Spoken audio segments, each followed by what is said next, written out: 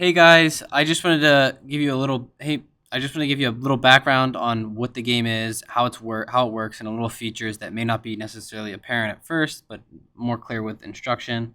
So this game is basically you're a hunter and you catch snakes. And with that, the snakes can bite you and you can get hurt and killed. The player has 100 health. The snakes do 20 damage. The players next to the snakes can bite fast, so like it will kill the player very quickly.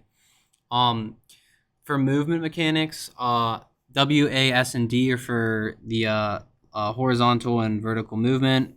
Um, Spaces to capture the snakes. The capture radius is fairly large, just to give the user a more hasty experience where they can capture like more snakes like in a fast manner. Um, So here we're greeted with a start, resume session, restart, and then high score. So we're actually saving and logging data to the session. So like each time session count goes up one, so that each the user can have a new session and it'll save it. The upon death and upon this game over, the player is brought back to the screen. He can restart within that same session, or he can start and get a new session. High score, that's saved in its overall variable. So, like on the system. So let's get into it.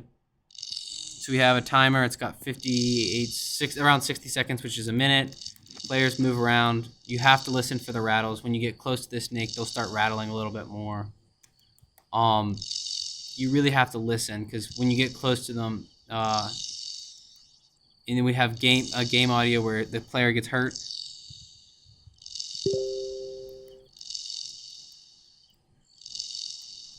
I don't know why he's not getting hurt. Oh wait, no, he was taking damage.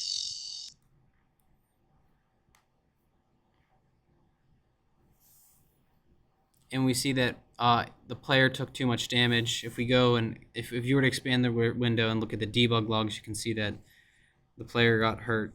Um, lost 80, 60, 40, 20, and then 0. Um, Another feature that we can look at is that the animation feature. There's little dots that. Sorry, there must have been a snake that spawned right next to him. There's little dust particles that are shooting off, and that's all animation.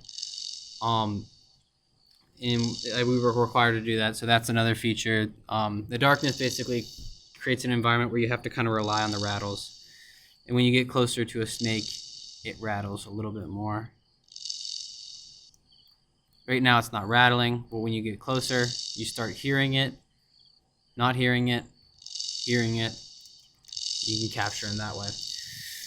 Basically, it's heavily relies on the audio, and you can use cues to basically to point you in the direction. So it'll ring once you enter a certain radius close to the what's it called, the snake, and that's that.